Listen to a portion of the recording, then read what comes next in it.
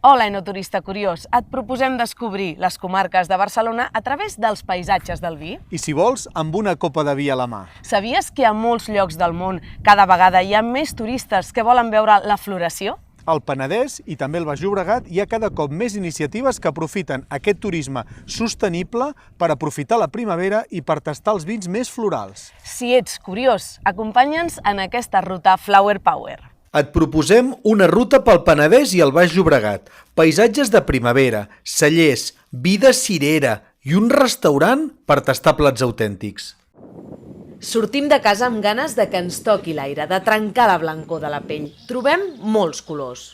Baixem del tren a l'Avern Subirats, al Penedès. A l'estació hi ha un punt d'informació turística on lloguem unes bicicletes elèctriques, tots amb casc, El nostre guia, l'Albert, ens porta per camins plens de boscos, vinyes i camps de presseguers. En un d'ells ens trobem el Josep, que cultiva el famós préssec d'Ordal.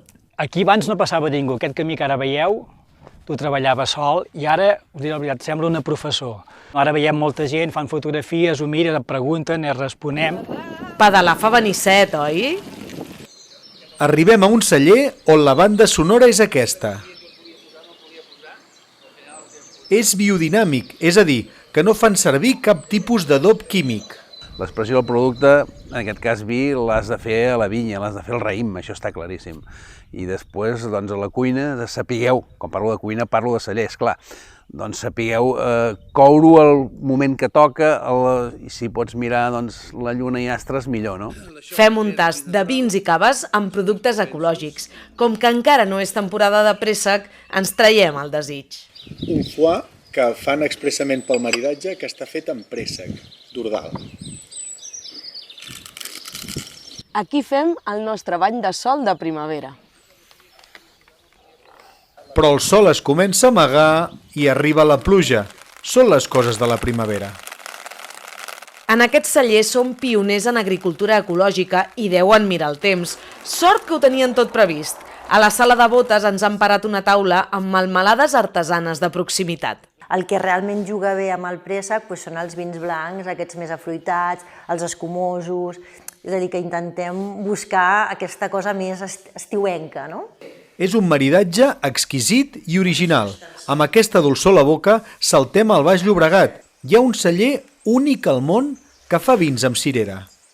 Tothom s'espera una beguda, un refresc, una cosa sense interès, dolça, amb sabor a cirera, i és tot el contrari, és una beguda complexa, molt rodona, que no té gust a cirera, igual que el vi tampoc té gust a raïm. Ens passaríem hores mirant el paisatge i els cirerers en flor. De plantes en saben molt aquí. És el pulmó verd que abasteix d'aliments frescos les ciutats. Ara és època de carxofes i volem tastar-les en un restaurant que mima el producte local. No digueu pollastre, digueu pota blava. No només per Nadal, es pot menjar tot l'any. Mira, Judit, et porto unes xips de carxofa collides d'aquest matí. I a tu, David, et deixo un milfuís de pota blava i carxofes. El pota blava és el rei de la casa. Veuràs que no té res a veure amb un pollastre. I tant que no té res a veure, però s'havia de tastar tot. Me'l canvies? I acabem el dia en una platja del Baix Llobregat. Perquè recorden, turista curiós, tot Flower Power necessita aigua. I vi.